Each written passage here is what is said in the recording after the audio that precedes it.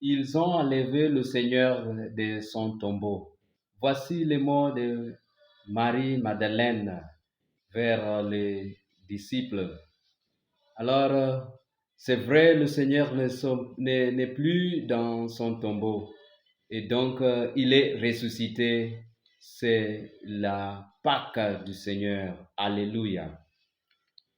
Dans ce temps de Pâques, nous allons écouter des lectures des Nouveaux Testaments. Il s'agit des Actes des Apôtres et les autres, par exemple, le livre de la Révélation de Saint Jean et les évangiles. Donc, plus question d'écouter de l'Ancien Testament. Pourquoi? Parce que le Seigneur a manifesté et réalisé des prophéties de l'Ancien Testament. Et donc, nous allons écouter et lire les, les lectures de de la nouvelle, du Nouveau Testament. Donc, maintenant, aujourd'hui, la première lecture est tirée du livre des Actes des Apôtres, chapitre 10, verset 34, encore 37 à 43. Ici, Saint Pierre affirme qu'ils ont des témoins oculaires de la résurrection du Seigneur. D'ailleurs, ils ont même mangé avec lui. La deuxième lecture de ce jour, il y en a deux. Donc, nous allons choisir l'une. Donc, premièrement, il s'agit de la lettre aux Colossiens, chapitre 3, versets 1 à 4. Ici, Saint Paul nous dit que comme nous sommes des témoins de la résurrection du Seigneur, nous devons maintenant regarder ou bien chercher des choses en haut du ciel et plus des choses de la terre. Et l'autre lecture que nous devons choisir aussi, parmi les deux là, il s'agit de la première lettre aux Corinthiens, chapitre 5, versets 6 à 8. Ici, Saint Paul nous parle, comme nous sommes des témoins de la résurrection du Seigneur, nous devons être transformés. Il y a une transformation qui s'opère de la vie ancienne à une nouvelle vie, de la vie du péché à une vie de grâce.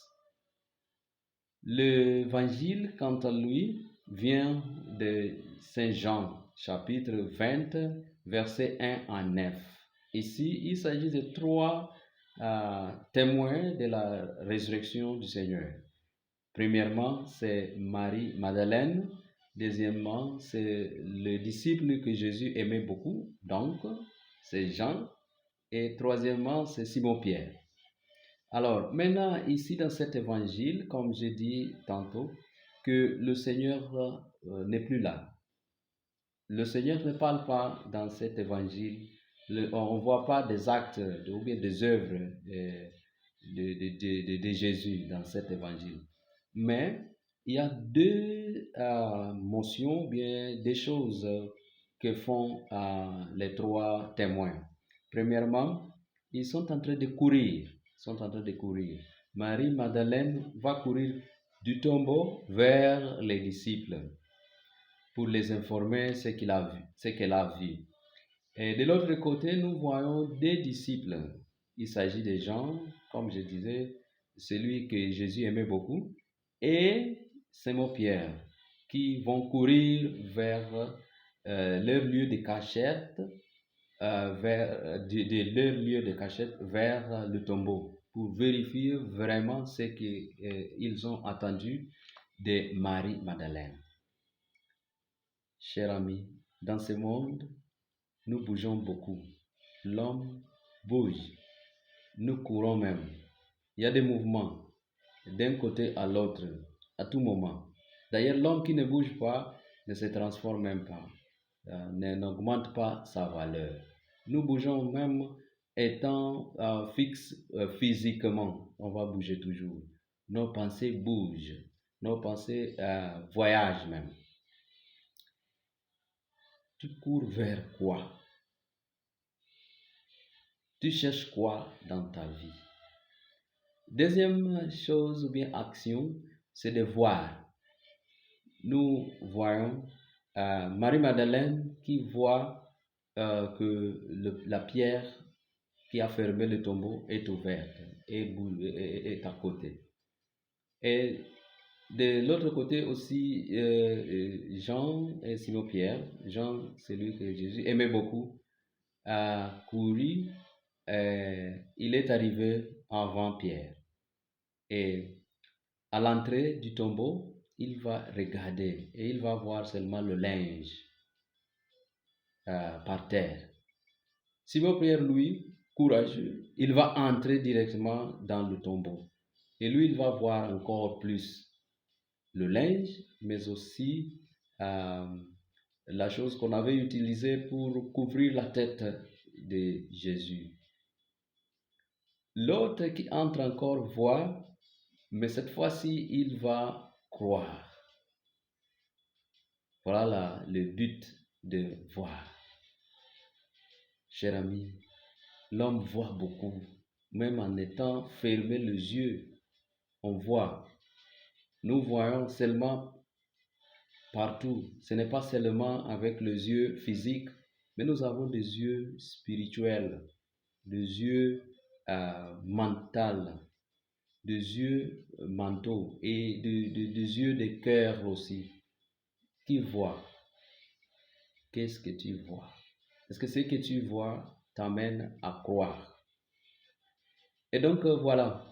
Ce qui m'intéresse aussi beaucoup, c'est que dans notre profession de la foi, voilà, c'est un article de la foi, la résurrection.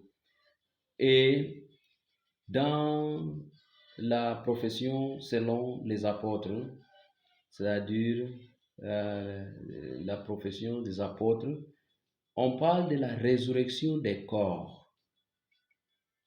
Tandis que l'autre profession de foi qui est un peu longue, selon les Nicéens, ce qu'on appelle la profession nicéenne, on parle de la résurrection des morts. C'est un sujet de notre jour, cher ami. Alors, ici, ce qui m'intéresse encore, ce sont des conséquences de la résurrection. Premièrement, c'est le sabbat chrétien. Notre sabbat n'est plus samedi, mais c'est le dimanche, grâce à la résurrection du Seigneur. Deuxième conséquence, ce sont des signes. L'autre disciple qu'on n'a pas donné le nom, que Jésus aimait beaucoup, voilà ce qu'il a vu et après il va croire. Alors quand on parle des signes qui nous amènent à croire, il faut penser aux sacrements. Les sacrements sont des signes. Et notre vie, il y a plein de signes qu'on peut voir et croire la présence de Dieu, même si apparemment il n'est plus là. Comme le cas de ces trois témoins, trois disciples. Bon dimanche de la résurrection, bonne Pâques à vous, mon ami. Merci et que Dieu vous bénisse.